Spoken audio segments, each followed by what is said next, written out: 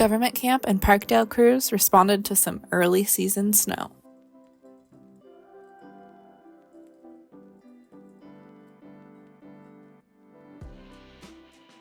Sliven crew completed a grind and inlay on Cornelius Pass, a hazard tree removal, and participated in Big Truck Day in Tualatin.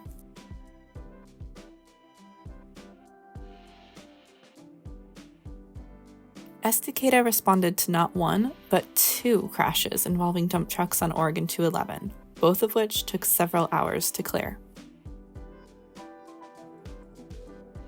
Sandy responded to a truck fire, a fully loaded tanker truck on US 26 west of Sandy. Thankfully, the fire department put out the fire quickly. A motorhome crashed into a motel at the bottom of Hospital Hill on Oregon 281 and Hood River. Thankfully, no one was in the room at the time. Parkdale assisted with the traffic control. Parkdale responded to a flipped truck on 281. Milwaukee removed a hazard tree and rut paved on Oregon 99E, repaired a sidewalk along 82nd Avenue, and completed right-of-way ditching maintenance along Oregon 224.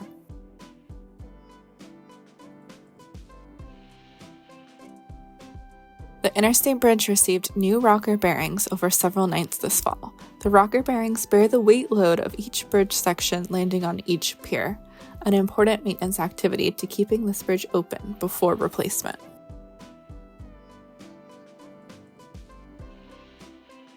The Interstate Bridge Replacement Program published their draft Supplemental Environmental Impact Statement.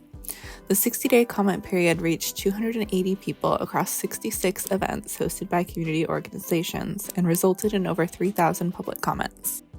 The program's final Supplemental Environmental Impact Statement and Record of Decision is expected in late 2025, with construction likely to begin in 2026.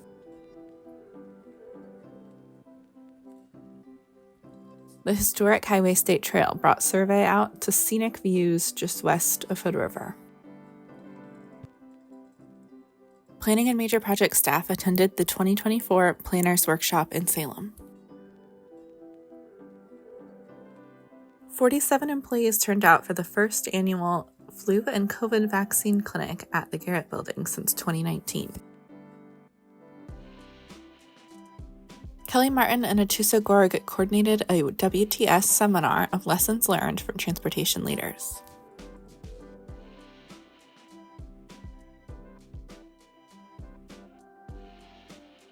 The 82nd Avenue Project hosted a site visit and walking tour for 27 engineering students from the multiple engineering and civic engineering co-op programs. Shelley Romero and Jen Bachman participated in a business and civic leaders best practices tour of the Lombard Extension Project. Director Strickler visited Region 1 in December to share an update on the budget and funding scenarios.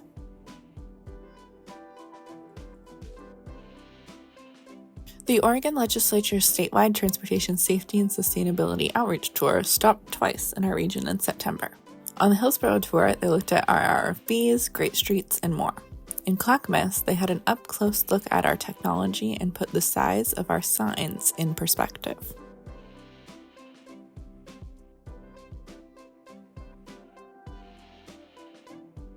The Outer Powell Safety Project pre-bid meeting netted 8 prime contractors and 3 subs, an important milestone on the path to constructing the needed safety upgrades.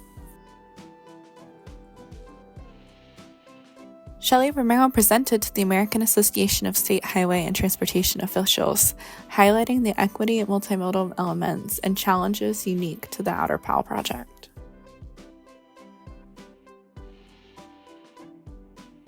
Construction continues for the Oregon 217 Auxiliary Lanes project, including the new Hall Boulevard overpass in Tiger.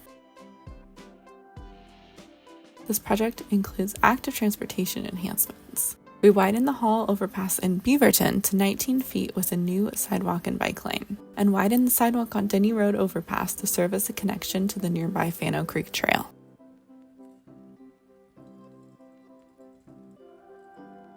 The Oregon 35 at US 26 Bridge Deck Overlay Project completed the majority of work ahead of schedule, including repairs to the bridge deck overlay and upgrading the railings and curbs. The Oregon 99W project between I-5 and McDonald Street paved, built new sidewalks and bike lanes, upgraded sidewalk curb ramps, repaired bridges, and made safety improvements at the intersection of Southwest Johnson at Main Street.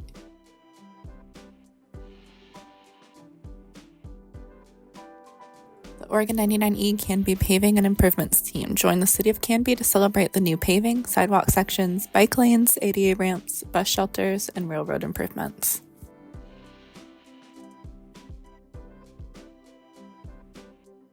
The I-5 over 26th Avenue project received the 2024 Oregon ITE Transportation Project of the Year award. The award noted some accomplishments, including reducing impacts to the public and saving millions by closing I-5 for a weekend, and reducing waste and emissions by not constructing a temporary detour structure and reusing the demolished bridge waste as roadway fill.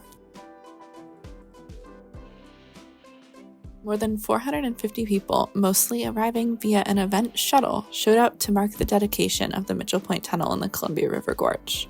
Alongside project partners and former Rep. Peter DeFazio, we cut the ribbon on the tunnel as part of the historic Highway State Trail.